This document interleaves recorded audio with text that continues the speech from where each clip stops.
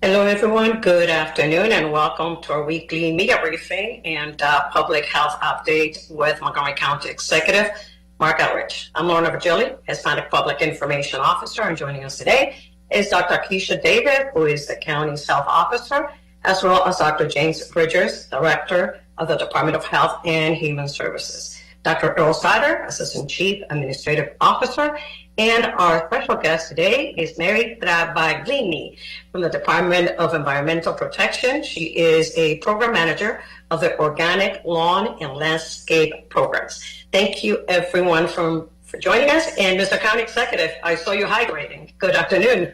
I am hydrating. So thanks for joining us, everybody. This week has been intense. Even the nighttime temperatures haven't brought much relief. I look around outside when the asphalt gets really hot and it rains.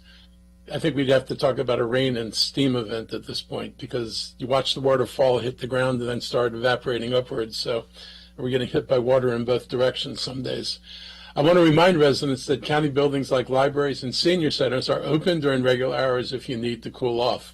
We are perfectly fine with people using them as cooling centers. I also want to thank our Department of Recreation for supporting both our summer camps and residents needing air conditioning. Our pools have been busy and the staff has done a great job under tough conditions. I also want to thank our Department of Transportation for handing out free water to bus riders, and nearly 50 people stepped up to help our Animal Services and Adoption Center during their AC repairs.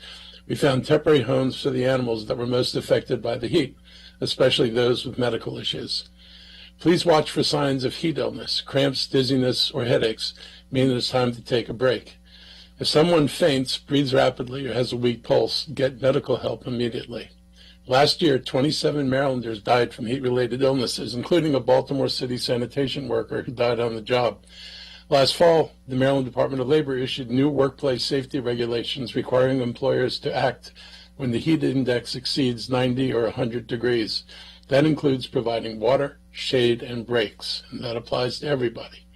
As a reminder, Montgomery County passed a law back in 2020 requiring air conditioning in most rental units that keeps the temperature below 80 degrees Fahrenheit during the summer. Residents should report violations of the law to the Department of Housing and Community Affairs by calling 311. We're monitoring the health of our outdoor workers, and I want to thank all the county employees who are out there doing the critical work they have to do, whether it's rain or shine or snow. Just last Thursday, after wicked storms passed through here, MC-DOT received over 170 reports of downed trees and debris, and MCFRS responded to trees falling on homes and cars. Thankfully, no serious injuries were reported.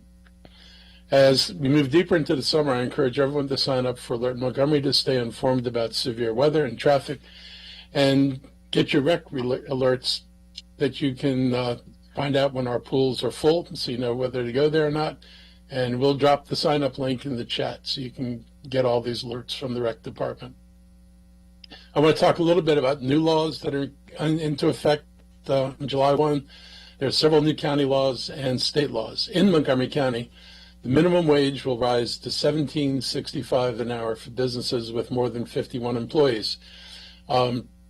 It's $16 an hour for businesses between 11 and 50 employees, and it's $15.50 an hour for businesses with 10 or fewer employees.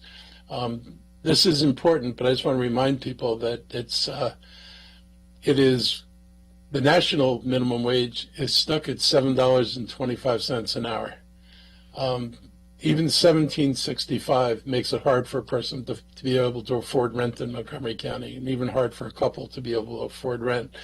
So these aren't particularly high wages, but they're better than the federal standard and better than almost every state. I think DC is the only one locally that has a slightly higher wage than we do. This increase is part of a law I sponsored when I was on the council. It ensures wages keep up with inflation, a basic need that the federal government continues to ignore, which is why the national minimum wage is still stuck. Also starting next week, a ban on single-use plastic bags and a new fee on paper bags. Tenants can now sue landlords who ignore serious maintenance problems like mold, pests, and broken air conditioning. On the state level, new laws take effect next week, including increased penalties for dangerous driving, including the Sergeant Patrick Kep Act that addresses the reckless driving and reckless speeding that we're actually seeing. And Sergeant Kep was the victim of a driver who was driving out of control and actually ran into the officer as he was trying to put down stop strips. You cannot have people doing this, and in this particular individual's case, he used to taunt police officers by speeding at outrageous speeds, knowing the police can't chase him because we don't do high-speed chases because of the risk to people. So taking advantage of the fact that we're trying to protect people allows another person to drive like a maniac is not a good thing, and we're looking at ways to help our enforcement, what we can do with drivers who exceed the speed we're willing to have our police cars go. There are ways to do that. We're expanding speed camera use in road work zones. We're allowing expungement of some criminal records at the state level. There are increases in penalties for organized retail theft and illegal gun sales. There's law requiring insurers to cover hearing aids for adults, make telehealth coverage permanent, protect gender-affirming care, and to offer the GED in Spanish. And there are increases in certain sales taxes, including a tax on vending snacks, IT services, and tobacco and cannabis products. All these are put in place to try to help the state deal with the revenue shortfalls they experienced this year. These changes are important, and I encourage everyone to stay informed about how they're going to be impacted. Also, on July 1st, we begin the ban on gas-powered leaf blowers. The use of gas-powered leaf blowers will be illegal in Montgomery County beginning next Tuesday. Last year, we banned their sale. Now this fall, the law goes into full effect. The ban is a step toward cleaner air and quieter neighborhoods. I don't support the amendment being considered by the council to carve out an exemption for landscaping companies. If anybody can afford to pay for an extra battery, it's the large companies that do landscaping. This should not be a barrier to being able to comply with the law. Battery-powered alternatives are now reliable and more affordable. And I want to welcome Mary Ciavaglini from our Department of Environmental Protection, who's here to talk a little bit about our outreach efforts around this change. So, Mary, it's all yours. Thank you, Mark. Really appreciate it. I was asked to give some context of why I'm in the car. I can guarantee it's hot out there. I spent 4 hours this morning at the yard trim area doing outreach to landscapers, and boy, is it hot when that sun bakes on the asphalt out there.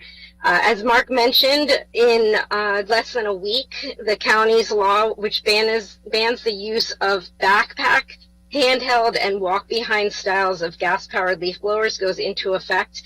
This law was passed in 2023 and now applies to everyone in the county, landscapers, residents, property owners alike. I wanted to give a little bit of background about the law. While the ban on gas leaf blowers is aimed to reduce harmful noise to landscape workers and residents, there are significant co-benefits for air quality and worker health in the county.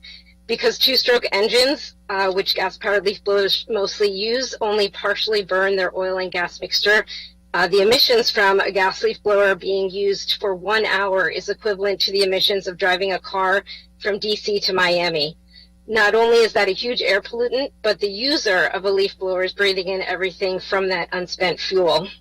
Here in Montgomery County, we estimate that close to 10% of our businesses are landscaping, and that suggests they have over 2,300 landscaping companies, with over 6,000 individual landscape workers.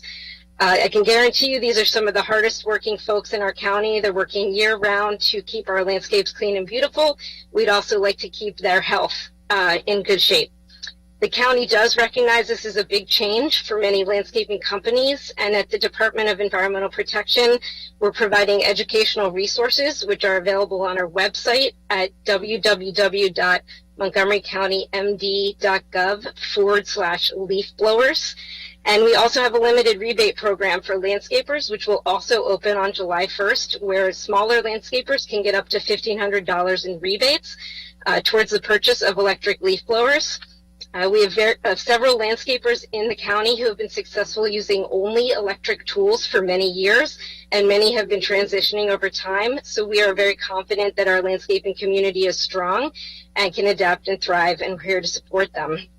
For those who are concerned about submitting a violation to the county, starting July 1st, they will be able to submit these violations. They have two options. One option is under our noise law, we have always had a two-party noise complaint.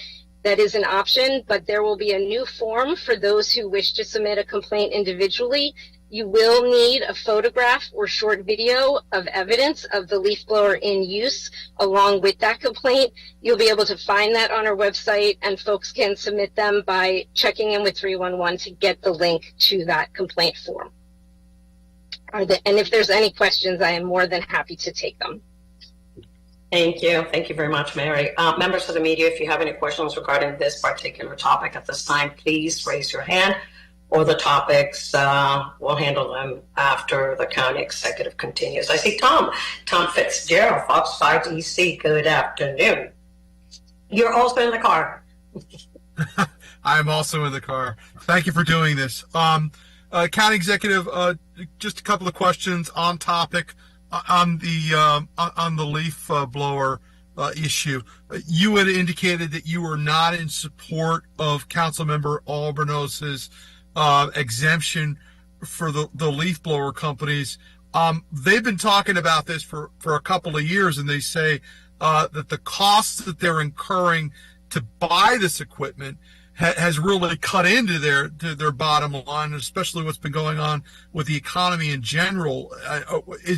Are you absolutely of mind on this right now, or could you reconsider this? Look, the price of blowers is going down. I mean, I've had 2 electric blowers over probably the past decade. My second electric blower, far more powerful than my first one, with a battery that lasts far longer than my first one did. And so the technology is evolving and the prices are evolving. And I hate it when people are asking you to put a price on human health. I mean, the health risks from exposure to the fumes are real. And I understand it costs money to keep people safe and to deal with the leaf blowers, but the consequences that somehow a person should suffer negative health impacts because somebody doesn't want to buy a second backup battery, I'm not sure I'm sympathetic. If I could just follow up on that, on the health concerns, we have heard, and I've spoken with some landscaping companies that said health concern is part of what they don't like about this, because the leaf blower that you and I buy as consumers are different than the equipment that these professional organizations are buying, and they are finding that these higher weight, larger capacity barriers are, they say, causing severe back problems for their workers, and they're losing workers due to injury because of that. Is that an aspect that has to be explored? And is there a period of time where you might examine how this is implemented? That's something I've never heard of. Yeah. And I hadn't either until they told me about it. Yeah. Maybe. If I can, I'd be happy to address that briefly if you'd like. Yeah. Sure. All right. Okay, I'll have to say I'm not the world's expert on electric leaf blowers, but the technology has been changing and is changing over time, and there is a lot in the way of education about electric leaf blowers in general. While they seem very easy because they're plug and play, literally you stick a battery in and you hit the button, there's no more pull cords, no cranks, no air filter changes, no spark plug changes, things where people had to learn about how to use their gas leaf blowers. They also need to learn a lot about electric leaf blowers and the newer technologies that are out there. I would encourage all these landscapers to speak with experienced dealers about the changes, to speak to manufacturers about the changes, because a lot of these sort of myths that come with it are also things that have been learned in the industry. And as I mentioned, there are landscapers who are very successful with this. It is the way of the industry. Are they heavier? Do they need more batteries? Yes, that is a reality. It is a change. It's a big change. And that's why at DEP, we want to help support with that education as much as possible. Mary, thank you for that. And just, briefly, this wasn't a myth. They're saying that their guys are getting hurt. If I could just wrap this up with just one more question. There, over the course of the evolution of this, was conversation about incentives, either ability to help people purchase new equipment for themselves. What's available for folks as far as assisting them in replacing these gas-powered leaf blowers? A rebate program, which we did run last year and we're running again this year. It provides up to $100 for residential customers to be able to buy an electric blower, and then commercial customers, depending on the size of the business, can get upwards of $1,500 in rebates. They are limited. We do encourage people to apply as soon as possible. We expect them to go quickly, but we are providing that as a way of support, and also to, again, turn to dealers to look for incentives they might have as well. Thank you. That's all for me. Thank you, Tom. Thank you. Jeannie Bixby, Bethesda Today. Good afternoon, Jeannie. Good afternoon, Lorna. Hi, Mark. Hi, Mary. Tom beat me to my first question, but I was going to ask, I know, I've been here since this was originally debated, and I know at the time there was some concerns about the reporting aspect, and the noise ordinance part makes sense enough, but some concern about the people taking photos and videos and specific communities being targeted. Has there been any discussion of addressing that or any concerns in that regard on your all's end? So I am not in the compliance. Oh, sorry. Go ahead, Mark. I don't want to step in. Say, and then I'll tag on. Or you just going to say? I was just going to say I'm not in the compliance department, but our compliance department is very professional, and the enforcement is simply on the use, nothing beyond that. Most efforts focus on education first, and then our compliance officers have various levels that they can do of warnings, violations, up to citations. So they are very professional with this. I would say there should be no concern about our compliance officers doing anything beyond simply just enforcing the law. The other thing I'd add to that is, I would ask people, and maybe this is part of public education, that if you're going to take a picture of somebody using the leaf blower, don't include their face.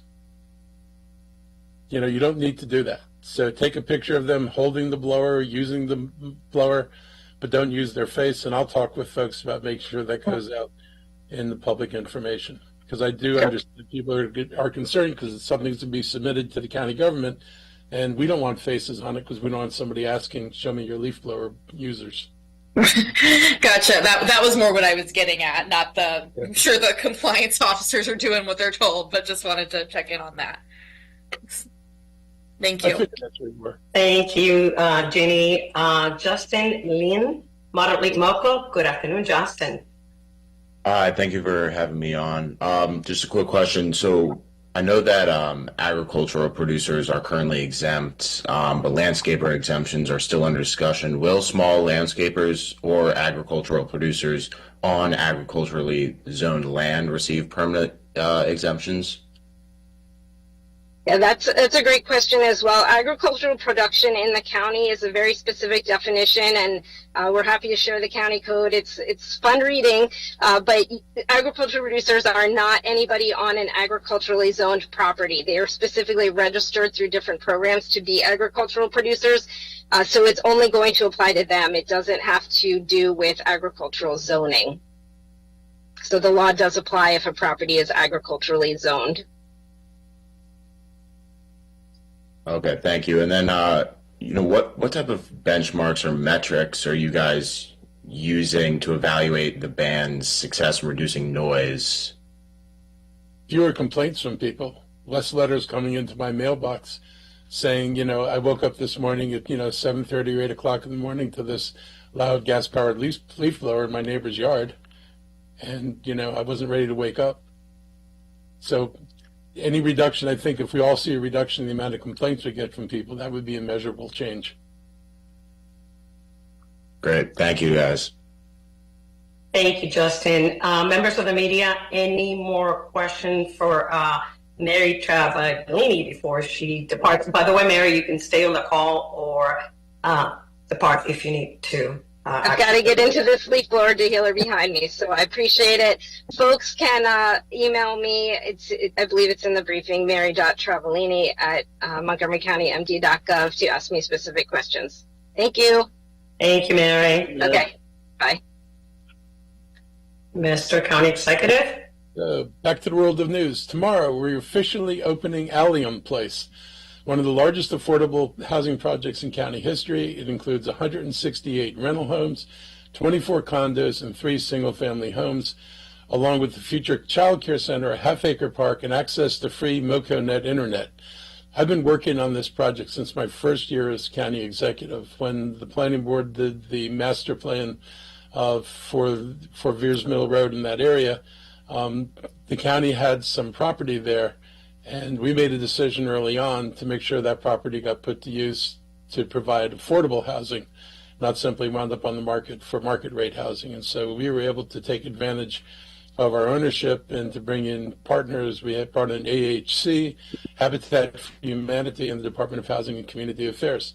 And just a few weeks ago, we were at an opening of the 3 single-family houses that were built by Habitat for Humanity. So it's a great project, has a mix of ownership and rental, provides deep affordability to people, and I'm just excited that this has actually come about and it's real. And we actually have more projects like this underway. So what we started back then is, continuing today with the work we're doing. So I think I have a really good team in the housing department. We've got good partners with our nonprofits. So I look forward to more of this. So join us tomorrow, 10:30 a.m. in Silver Spring for the ribbon cutting. And maybe somebody should post that address in there, because I don't remember the address offhand. And if somebody looks up Allium Place, they'll never find it. So let's see if we can give them a hand on a direction or an address. I do want to talk about the council passing this very problematic ZTA. I want to take a moment to talk about the zoning text amendment 2502, part of what's called More Housing Now package. Several misnomers there. The stated goal is to create more homes that are affordable to middle-income workers, teachers, police officers, healthcare workers, and others. That would be a good idea. There's no guarantee this bill does that. First of all, this bill, along with other zoning changes working their way through the planning board and council, all contravene what was promised when the council passed the Thrive general plan. That Thrive was merely a broad view of what could be done in the county, but anything specific to areas of the county, any changes would actually go through the master plan process, which means involving the community. The fact is that there has been no master plan process. The planning board refused to use the master plan process, and the council obviously didn't require anybody to go through the master plan process. So communities that were told no changes without going through the master plan have now been surprised to learn that actually there will be changes, and there is no master plan process to go through. Instead of citizens and business members coming together to create plans, citizens have been reduced to a couple of minutes of public comment, like as if you can make an argument in 2 or 3 minutes, and the ability to post-it notes in community meetings on the wall where the planning staff will duly record the notes and then make decisions based on what they want to do anyway. There's no meaningful input at all. We've gone from a citizen-centered planning process to a process where planning staff and the planning board simply impose their vision, a vision held by more than one, that the single-family homes are somehow bad and that the county should be urbanized. The cutting of citizens out of the process was more than a few years in the making. It just didn't happen with this council and with this current iteration of the planning board. It's been going on for a while. But this is the logical conclusion of that process. But we now decide that we're not actually going to do master plan, involve people in changes that are pretty fundamental. Something else that's significant is that the county, in all the other zoning changes that we've done, we've never rezoned an existing neighborhood. We've never gone into a single-family neighborhood and said, actually, we don't want this to be single-family anymore, and encourage people to go in and redevelop the neighborhood. And this is not going to be an easy thing to do, because this relies on every individual homeowner selling their property to a developer, which gets to my point about more housing now.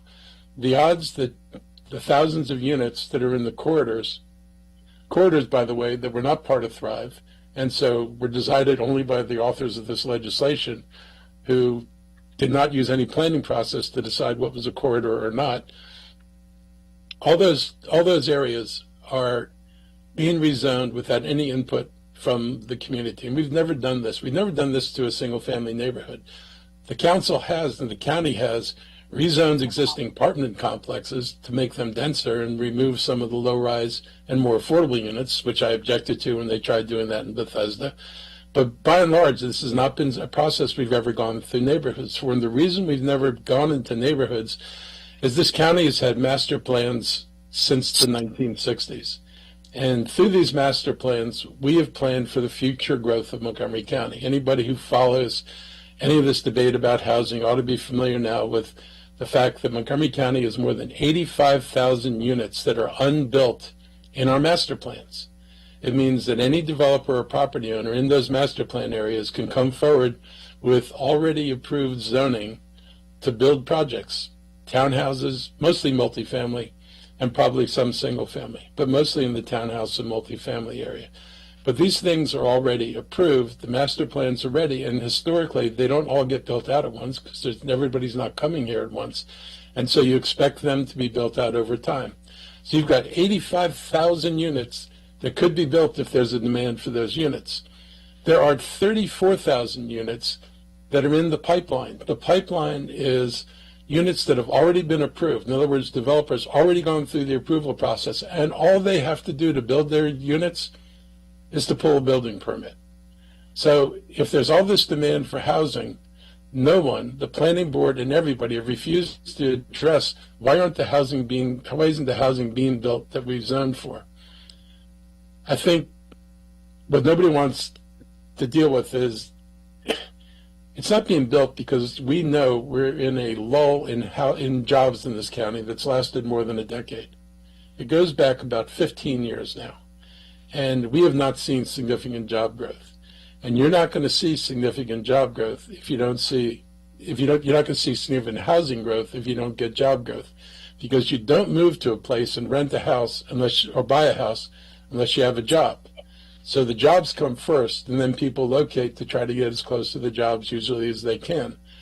But we've not been creating the number of jobs that we had hoped for. The planning board and the council of governments has reduced the job projections and the housing projections for Montgomery County, which the planning board and the council doesn't talk about either. I mean, we're just making it up as we go along, as opposed to focusing on what do we need to do.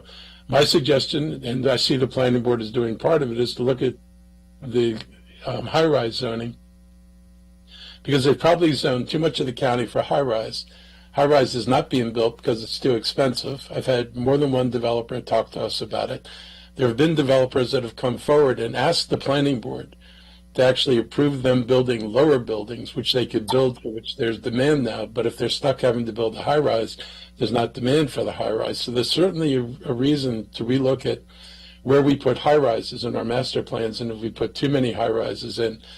And it's also an opportunity to look at the 85,000 unbuilt units that are in the other master plans, and the planning board could look at what they planned there and ask themselves, are those the right housing types? Because if they really believe this is a issue of housing types, and all the other master plans were done based on existing housing types, it seems like an ideal opportunity to look at the things that haven't been built and say, if these aren't the ideal housing types, what would we do with these existing plans to make them more ideal? None of these things are being done. This is basically opening up the county and opening up the neighborhoods to more development. This is a drop in the bucket compared to what's coming down the pike from the planning board, which is the corridor plans, which they just passed the University Boulevard corridor plan, which the residents there are not very happy about. So it is something we're doing that we don't need to do. And if you're not going to address why we're not getting construction and simply say we're just going to add more zoning, if all this zoning, if you take the unbuilt units and you take the potential units in the master plans, if you've got 120,000 units total that aren't built, that could be built, what makes you think that adding 4,000 more properties to the list is suddenly going to generate building? There's no evidence that it'll do that, and my concern is that to the extent that it does that, this is basically an effort to open up neighborhoods to conversion to townhouses or to other things, and to make them less desirable to single-family homeowners so that they're willing to leave the neighborhoods. It's the only way you would get meaningful change, and if that's what you're out to do, that's not what residents in this county want. And that'll be interesting to see how this plays out. There's also, by the way, no requirement for affordability. So if you took a single-family lot and you choose to build a duplex, and say it's an R60 lot, it's 60 feet wide, you could either build the duplex with two 24-foot wide units on it, And we know from Parking Planning's earlier study that duplexes would go for the same price as what's in the neighborhood, but there's no requirement that either of those units are affordable. If you build a triplex, where you might build three 16-foot wide units, only one of them has to be affordable, but it doesn't have to be deeply affordable. It only has to be workforce affordable. And workforce is defined as incomes up to $172,000. I'm not quite sure who this is serving altogether, but there's no guarantee of affordability. And people will be able to develop these lots into duplexes instead of triplexes and probably make more money with the duplex than they would with the triplex. So there's no guarantee you're going to get affordability. There's certainly no guarantee that any of this is going to happen quickly. Since these are all individually owned, there's very few of these that have one owner with many, many properties. So this is going to require a long time to get units into the market. And I would not want to live on a street if neighborhoods are developed in a hodgepodge kind of way, like one unit now, another unit next year, maybe nothing happens for a couple of years. This is not a path to certainty. There are other ways for us to get there, and we actually need to seriously work on that. So, this ZTA does more than sidesteps the master planning process, which I think is bad enough, but it also throws out planning for infrastructure like schools, roads, stormwater, and sewer capacity. None of these things are being considered in these plans, which are things that are normally considered when you do a master plan. So it's like the infrastructure doesn't matter. How you're going to pay for the infrastructure doesn't matter. It's just like, let's just zone it, and if the housing gets built, oh well, the infrastructure will either be there or not. And I think, residents in the county, and if you talk to folks in Bethesda, they can tell you all the things that were supposed to be in the master plan that never got built, except for the developments themselves. So my concern is we're ignoring, the impacts on the communities. We're not actually going to produce much affordable housing. Our workforce housing program, which this is modeled on, has major problems, and we're proposing changes to the program. In all the years that it's been in existence, there have only been 110 for sale units have ever been created. And most of them are no longer affordable because of the lack of permanent affordability caps. And on the rental side, workforce housing units end up being rented pretty much at market rate. And so before we expand this program, we need to fix it, but no effort was made to fix it. Our Department of Housing and Community Affairs is developing a new plan to integrate workforce affordability into our moderately priced dwelling unit program. Basically, right now, we require affordable housing somewhere around the range of 70 to 80% of AMI, which is in the $80,000 range, or a little bit more than that, depending on family size. It doesn't serve people at the low end. People with incomes below $50,000 cannot get affordable housing. And it doesn't serve people who are trapped between MPDUs and the higher market prices. So there is a need to try to fill the gap between the MPDUs and the market prices, as well as fill the gap below the MPDU prices. And that's what we're going to be sending over to the council. Our housing department's been working with consultants that I think everybody will recognize when the report comes out to try to come up with a comprehensive view about how we deal with the program. But we need to do something comprehensive rather than this kind of off-the-wall, invented by two people with no involvement from the community. This is not the way planning's ever been done in this county, and we shouldn't start doing it this way now. Finally, we're closing out Pride Month this Sunday with Pride in the Plaza from noon to 8 p.m. in downtown Silver Spring, at a time when the federal government is undermining LGBTQ plus rights and trying to erase history. We're doing the opposite. We're standing up, protecting our LGBTQ plus residents, and embracing their role in our community. I hope to see you there. Now I'll turn this over to our health team for any updates before we take your questions. Good afternoon. Thank you, everybody. I don't have any additional updates. I just do want to remind everybody to stay safe in the heat, stay well hydrated. Don't wait until you are feeling exhausted to get out of the heat, and make sure you're checking in on friends and neighbors and pets. Don't leave them outside too long, and certainly don't leave them in a hot car. Thank you, everybody. I'll turn it over to Dr. Bridgers. Thank you, Dr. Davis. The only thing I would add is yet another number, our homelessness helpline for those individuals who you may see outside or may be displaced. Please reach out and contact our number. That number again is 240-907-2688. Now I'll turn it over to Dr. Stoddard. I have no additional comments today. We can go ahead and get to questions. All right, thank you. Doctors, members of the media, any questions related to any topics for the county executive and county officials? Please raise your hands. I see Dana Mundo of the Washington Post. Good afternoon. Hey, Dana. Hi, guys. I just wanted to ask Mr. County Exec if you had any thoughts on the buses becoming free and the benefits that we're hoping to see from that. Well, I put them in the budget, so I must have a thought that it was the right thing to do. Yeah. We're hoping that it's one way of increasing ridership, but we also know that the best way to increase ridership is to increase service frequency and reliability. So we're not just working on making the buses free, but we're also, working toward putting in place a bus rapid transit network where we can actually move people more quickly between where they live and where they work. So we've got work to do on two fronts. Money will not, or lack of charging will not solve the transportation alone and, greatly increase ridership. At $1, they weren't that expensive to begin with, so I don't think $1 is a barrier to increasing ridership. But hopefully we do this and we do some of the other things and people really begin to view transportation as more and more the option they want to take rather than a single family vehicle. Can you elaborate a little on the other things you're hoping to get done with the bus system? Well, we are in the process of planning out and designing the bus rapid transit routes. So the first one that would probably get done is Veers Mill Road. We've got plans for redoing Route 29, so it's actually seriously a bus rapid transit line, which it is not right now because it runs in mixed traffic, so there's no benefit, necessarily to be on the bus once you get inside of New Hampshire Avenue.